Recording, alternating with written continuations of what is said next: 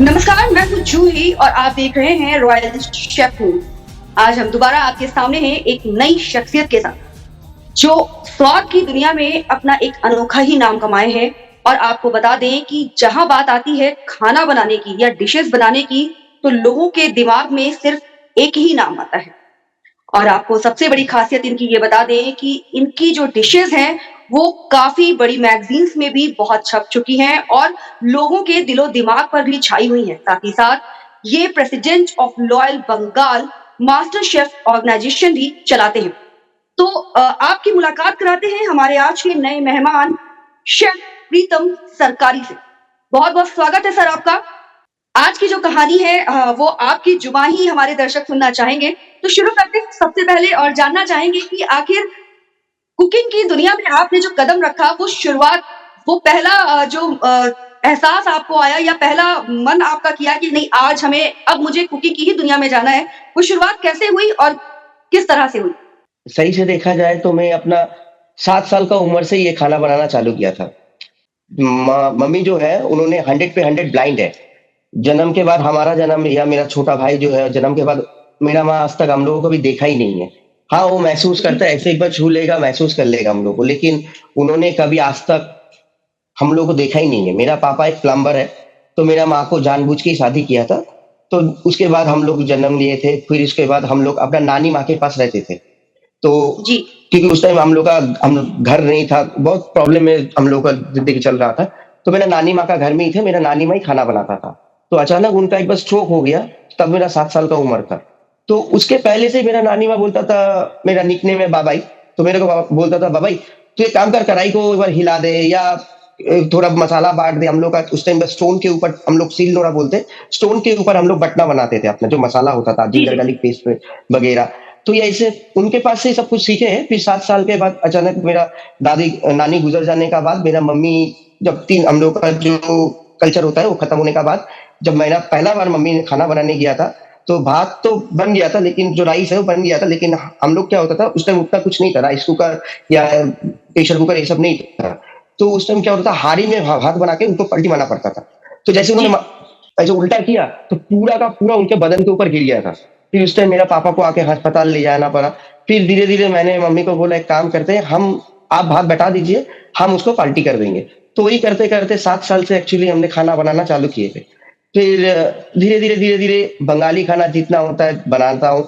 कभी-कभार वो टीवी में मास्टर शेफ होता था, वो भी देख लेते थे। तो देख-देख के जी, अपना खाना बनाने के लिए कोशिश करते थे। फिर उसके बाद जब क्लास 12th एग्ज़ाम पास किए, ग्रेजुएशन में भर्ती हुए बीकॉम में हो भर्ती हुए थे। एक्चुअली शौक था चार्टर्ड अकाउंटेंट बनने का, लेकिन हर शौक तो पूरा नहीं होता है। तो इसीलिए बीकॉम सेकंड ईयर पढ़ते-पढ़ते मेरा एग्ज़ाम बंद हो गया था। मतलब मेरा परीक्षा देने नहीं पाए थे, तो कुछ पैसे के प्रॉब्लम से। तो बहुत दिन घर में ऐसे बैठे थे, स्कूल मतलब हम ट्यूशन कराते थे, बच्चे लोगों को पढ़ाते थे। तो फिर अचानक मेरा मौसी आया, मेरा माँ का बड़ा जो सिस्टर है, उन्होंने आया था। मौसी जी, आने के बाद मेरे को बोला, "बाबा तू करेगा क्या?" मैं बोला, "क्या करेंगे यही तो मैं सोच रहा हूँ। एक्चुअली पापा के पास भी पैसा नहीं है, हम तो अभी जितना हो सके संसार के लिए हेल्प कर रहे हैं, देखते हैं क्या होता है।" तो मेरा मौसी बोला, "तू तो खाना बनाना जानता है, तू एक काम कर होटल मैनेजमेंट पढ़।" तो मैंने बोला, "वो तो बहुत महँगा ही है, मौसी मैं कैसे सँभालेंगे?" तो मेरा माँ-बाप से भी बात किया, मम्मी-पापा ने बोला ऐसे तो नहीं हो पाएगा, देखते हैं क्या होता है बाद में। तो मेरा मौसी ने मेरे को बोला ठीक है ये पैसा हम तुमको देंगे, लेकिन ये वादा करना होगा, नौकरी करके मेरे को रिटर्न करना है। तो मैंने बोला बेशक ये आप मेरे से लिख के लीजिए, मैं आपको रिटर्न कर देंगे। तो उन्होंने मेरे को होटल मैनेजमेंट का पैसा दिया, हमने होटल मैनेजमेंट की सुभाष बोस इंस्टीट्यूशन से, कोलकाता से। फिर उसके बाद हमने 2005 से एक्चुअली होटल में फर्स्ट जॉब करने लगे थे। मेरा पहला जॉब था मैकडॉनल्ड्स में। तो उधर में मैं बर्गर बनाता था। तो धीरे-धीरे, धीरे-धीरे अचानक मेरे पास मेरा कोलकाता में है 4 स्टार प्रॉपर्टी जो एशिया का फर्स्ट फ्लोटिंग जहाँ ये है रेस्टोरेंट है, फ्लोटिल। जी, जी, तो हाँ, तो ये फ्लोटिल में मेरे को पहला जो मौका दिया था शेफ इस्राफिल खान ने, उनके पास मैंने कौमी लेवल पे कौमी 1 पे जॉइन किया था उनके पास। तो फिर धीरे-धीरे, धीरे-धीरे उन्होंने मेरे को खाना बनाना सिखाया, हम कुछ नॉलेज दिए।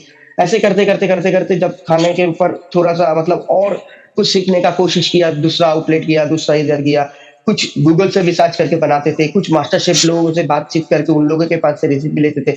ऐसे करते-करते कब पता नहीं हमने ये जगह हासिल कर लिया। फिर उसके बाद एक बार दिल्ली आंसर यूनिवर्सिटी से एक जी। मास्टर शेफ कंपटीशन हुआ था। तो हम गए थे उधर कंपटीशन में, बेस्ट कॉन्टिनेंटल शेफ अवार्ड भी मिला था। फिर उधर से ही हमने कोशिश किया जो अगर एक बार मिला दोबारा कोशिश करते। ऐसे करते-करते कोशिश किया, बहुत जगह कॉम्पिटिशन जीता, जीतने के बाद जब लगा जना हाँ, ठीक है, हमने नेशनल तो जीत गए, अभी इंटरनेशनल लेवल पे जाना है। तो मैंने बाहर कंट्री में अपना ये किए, पार्टिसिपेट किए। उधर में भी जब गोल्ड मेडल जीता, फिर उसके बाद सोचा कलकत्ता रिटर्न आ गए। आने के बाद सोचा जो हमने तो कुछ किया, इतना छोटा उम्र में, मेरा उम्र है, एज है 38, बॉर्न मेरा बहुत खूब 1985 में सर। मेरा बॉर्न हुआ था। तो 38 इयर्स में मैं आज 42 गोल्ड मेडल होल्डर। मैंने ये सोच के एक ऑर्गेनाइजेशन चालू किया, जो अगर मेरे पास टैलेंट है, तो मैं दूसरे को भी ये मौका देना चाहता हूँ। तो इसके बाद government of India high court से मैंने जाके ये अपील किया, फिर उन्होंने मेरा बहुत कुछ मेरे से माँगा, मेरा सर्टिफिकेट माँगा, मेरा क्वालिफिकेशन माँगा। इनफैक्ट गवर्नमेंट ऑफ इंडिया के पास एक टाइम मेरे को बहुत अमाउंट जमा करना पड़ा था। तो बिल्कुल वो सर। जमा करने क्योंकि एक वो ट्रस्ट का बात होता है, हम तो एक ट्रस्ट ओपन कर रहे हैं, अगर हम पैसा लेके भाग जाएँगे, इसीलिए सिक्योरिटी डिपॉज़िट जमा करना पड़ा था। फिर अभी मिल गया वो पैसा, क्योंकि गवर्नमेंट ऑफ इंडिया भी देख रहा है, जो मैं किस मुकाम पर काम कर रहा हूँ। मास्टर शेफ कॉम्पिटिशन कराए, कुलिनरी क्वीन कॉम्पिटिशन कराए, अभी हाल-फिलहाल में अक्टूबर का 1, 2, 3 मैंने international south Asia cooking competition कराएँगे कोलकाता में। तो गवर्नमेंट ऑफ इंडिया भी देख रहा है, बस हम भी खुश है। मेरा मन का जो शांति था, सर सबको एक प्लेटफ़ॉर्म देना, वो भी मैं दे रहा हूँ। यही मेरा एक्चुअली लाइफ़ है। सर काफ़ी संघर्षपूर्ण रहा आपका जीवन और जिस तरह से आपके घर में कुकिंग का दूर-दूर तक कोई नाता नहीं था और आपने कुकिंग की दुनिया में अपना करियर बनाने का एक प्रण लिया। पहला एक्सपीरियंस कैसा रहा आपका जब आपको पहली नौकरी मिली? उसके बाद आपको जब आपने उस नौकरी को जॉइन किया तो कैसा रहा आपका एक्सपीरियंस? क्या उतार-चढ़ाव आए? जब जिस दिन मेरे को एचआर ने बुला के इंटरव्यू लिया, first round, second round general manager ने इंटरव्यू लिया था। उनके उसके बाद बोला आप थोड़ा बाहर जाके बैठे। मेरा तो मतलब पसीना छूट गया था, शायद ये नौकरी होगा या नहीं होगा, ऊपर वाला ही जानता है। मैं हर सेकंड में ऊपर वाला को बोल रहा था, "एक नौकरी दे दो, एक नौकरी दे दो।" बहुत मन लगा के काम करेंगे। फिर उसके बाद जब 40-45 मिनट बाद एचआर ने अपना रूम पे बुलाया था, मैंने किया। जाने के बाद जब बोला कांग्रेचुलेशन यू आर सिलेक्टेड। तो मेरा तो मतलब आँख से आँसू आ गया था जो हमको एक नौकरी मिला है। फिर उसके बाद मैंने जॉइन किया, लेकिन जॉइन करने का साथ मतलब पहला दिन हमारा जो फ्लोर मैनेजर था, उन्होंने सभी से मुलाकात करा दिया था। लेकिन क्या होता है सीनियर होता है ना, तो सीनियर लोग अपना दबाव पे रखता है। तो मेरे को नौकरी मिला है, नौकरी करना है और उससे भी ज़्यादा खुशी मिला था जिस दिन मेरे को पहला सैलरी मिला था। तो मतलब सर अपना मैंने वो चीज़ मतलब बहुत ही एक्साइटेडमेंट में ज़्यादा था नौकरी से मिलने से भी। सर इस सफ़र की शुरुआत में कोई ऐसी डिश जो आपके लिए हमेशा के लिए एक यादगार पल बन गई हो, जिसको आप हमेशा याद करते हाँ, हो? मेरा एक भैया क्वालिटी न्यूज़ीलैंड में काम करता है। तो उन्होंने पहला बार जब मेरे को लैम्ब चॉप दिया था, जो ये 5 मिनट्स के अंदर में ये लैम्ब चॉप रेडी हो जाएगा। तो मैं एक बार कन्फ्यूज़्ड हो गया था क्योंकि लैम्ब चॉप इतना जल्दी कैसे 5 मिनट के अंदर में ग्रिलर में देंगे और कुक्ड हो जाएगा, ये क्या है एक्चुअली? तो मैंने वो लैम्ब चॉप को लेके गए थे, क्वालिटी न्यूज़ीलैंड का। बाद में उसका मैं रिव्यू पढ़ा था एक्चुअली क्या है लाइक क्वालिटी न्यूज़ीलैंड लैम्ब। तो ये बेसिकली ब्रश फिट लैब है और 8 मंथ वो लोग को स्लॉट करके काट देता है। तो इसका इसीलिए इसका मीट बहुत टेंडर और जूसी होता है। तो मैंने ये recipe lamb chop with red wine sauce, ठीक है? ये जो रेसिपी है, ये मेरे पास लगता है मैं बहुत ज़्यादा इंटरव्यू दिया हूँ, तो ये डिश कम से कम मैं अगर 10 तक इंटरव्यू दिया हूँ, तो मैं कम से कम 7 एक तो मैंने ये रेसिपी बनाया है और आज तक कोई भी शेफ़ ये खा के बोला नहीं जो इसमें इतनी सी भी कुछ कम सी मतलब है। तो ये मेरे पास सबसे ज़्यादा अच्छा चीज़ है, lamb chop with red wine sauce. आज के समय में अधिकतर शेफ़ ऐसे हैं जो अपना कदम रखना चाहते हैं, लेकिन कहीं न कहीं उनके मन में घबराहट रहती है। और एक आजकल एक सवाल बहुत ज़्यादा लोगों के मन में चल रहा है कि क्या शेफ़ बनने के लिए ज़रूरी है कि आपको नॉन-वेज खाना या नॉन-वेज की डिशेज़ बनाना आना हो ज़रूरी हो? एकदम यंग जनरेशन को मैं बता रहा हूँ, ठीक है? मेरा जो छोटा-छोटा भाई है, अभी शायद 1-2 महीना पहले होटल मैनेजमेंट कंप्लीट करके शायद अभी नौकरी उन लोगों को मिला है।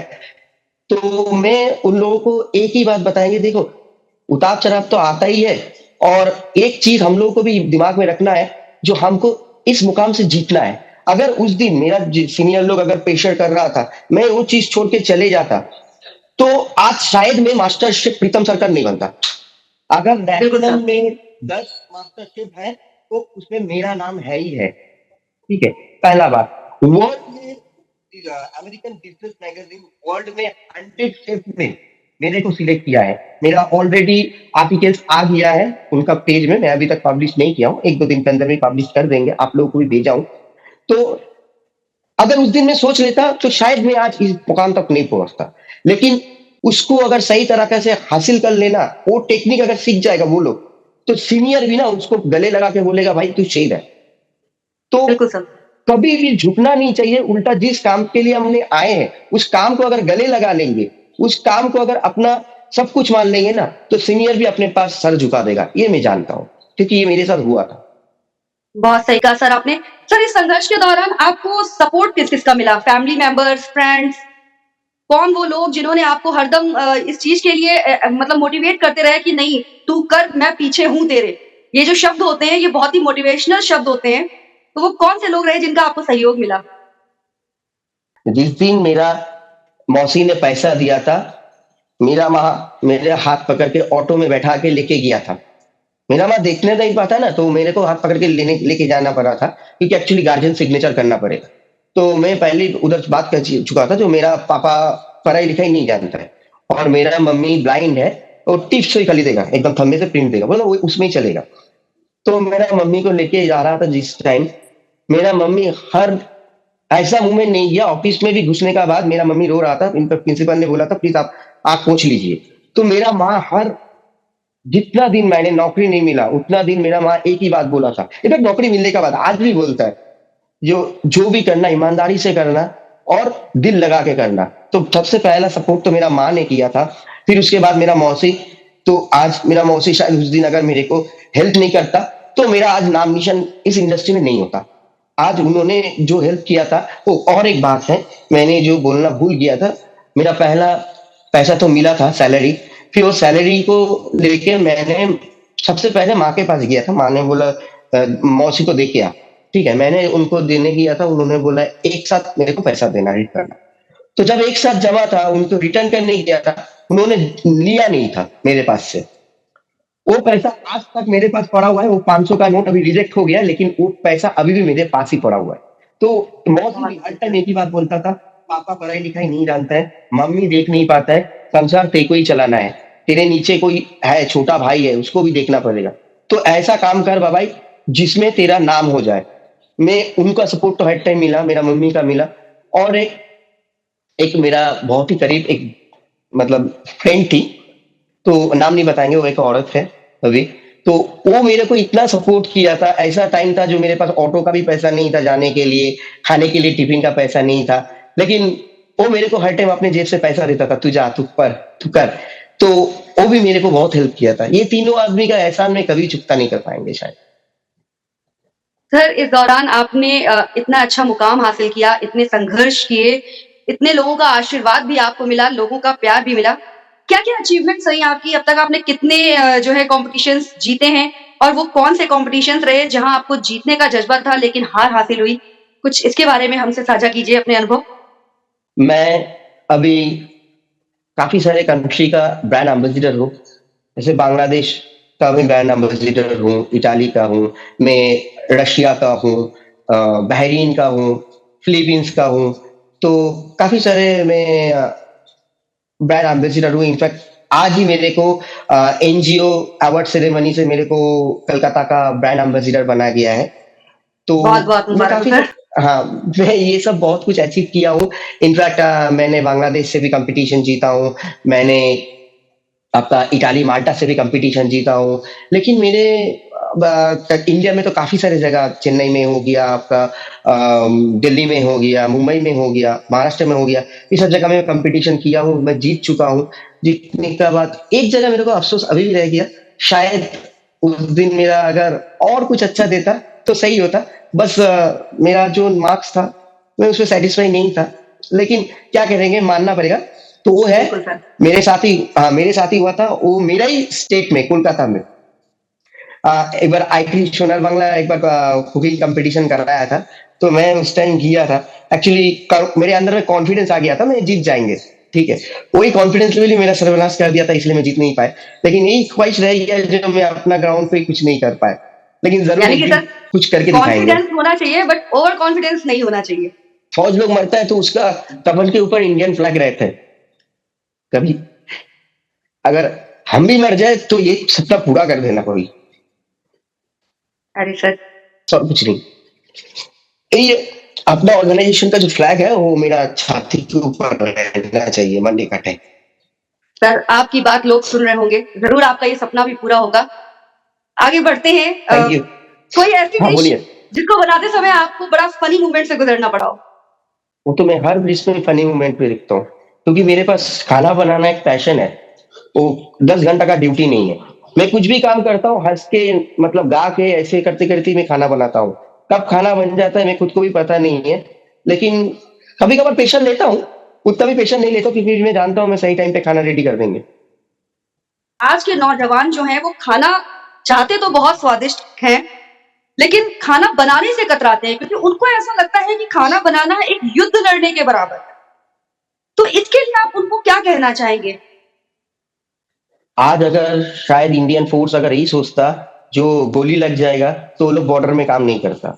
अगर हम खाना बनाते बनाते एक बार भी सोच लेंगे जब अपना हाथ काट जाएगा, उंगली काट जाएगा, या आग मेरा बाल जला देगा, या मेरा हाथ जला देगा, तो ये अगर सोचता तो शायद ये खाना कभी नहीं बनता। तो मैं इसीलिए बिल्कुल लोगों को सर। बोलेंगे ये डर को हटा दो। बस ये मानना है मैं दूसरे को खिला के अपने खुश रहेंगे, ये चीज जानना है। अगर सोच लेगा ना मैं दूसरे को खिला के खुश रहेंगे, तो उसको खाना बनाने के लिए बहुत ज्यादा से ज्यादा 15 मिनट के अंदर में रेडी हो जाएगा। कोई भी डिश है, चाहे कितना भी हार्ड क्यों ना हो जाए, 15 मिनट में खाना बनेगा। अगर वो डर को हटा देगा और एक ही लक्ष्य रखेगा, जो मेरे को ये खाना दूसरे को खिला के हैप्पी करना है। एक शेफ लोग का सबसे बड़ा ख्वाहिश होता है, जब गेस्ट के पास प्लेट जाता है भर के, जब रिटर्न आता है ना पूरा खाली, तभी हम लोगों का मतलब टिप्स मिल जाता है, तभी हम लोगों के पास एहसास मिल जाता है जो हम लोग खाना सही बनाया था। सुख हो, दुख हो, आपको उससे इतना लगाव है कि आप हर कंडीशन में अगर आपको बोल दिया जाए कि नहीं आपको यही डिश बनानी है, तो आप बेझिझक बहुत ही संतुष्टि के साथ और पूरे दिल से उस डिश को बनाएँगे। एक डिश नहीं है, मेरा 2 डिश है। जी। एक है मेरा बंगाली क्विज़न और एक है कॉन्टिनेंटल। जो बंगाली क्विज़न है उसमें मेरा इलिश माछ दे दो, आप कुछ भी बोल दो, चाहे वो कितना भी मेरा मूड खराब क्यों ना हो जाए, मैं उसको हँसते-हँसते बना देंगे। ठीक है? मेरे को इतना प्यार है इलिश माछ से, ठीक है? और कॉन्टिनेंटल में, कॉन्टिनेंटल जो फूड होता है, उसमें मेरे को मतलब जितना भी मेरे पास प्रेशर रह जाए, जो भी कुछ रह जाए, लेकिन मेरे को चिकन रोलाट विथ मैश पोटैटो ये बनाने में मेरे को खुश लगता है, क्योंकि चिकन को इतना अच्छा रोल करके फिर उसके बाद सुंदर-सुंदर प्लेटिंग लगता है ना, तो मेरे को बहुत अच्छा लगता है ये दोनों आइटम बनाने के लिए। बहुत खूब सर। सर उन लोगों को आप क्या कहना चाहेंगे जो कुकिंग की दुनिया में जाना चाहते हैं, लेकिन कहीं न कहीं डरते हैं कि कहीं ऐसा ना हो कि हमसे कोई गलती हो जाए? तो उन लोगों को आप क्या कहना चाहेंगे? तो क्या जानकारी देना चाहेंगे कि जिससे वो आगे बढ़ सके और अपना करियर कुकिंग लाइन में बना सके?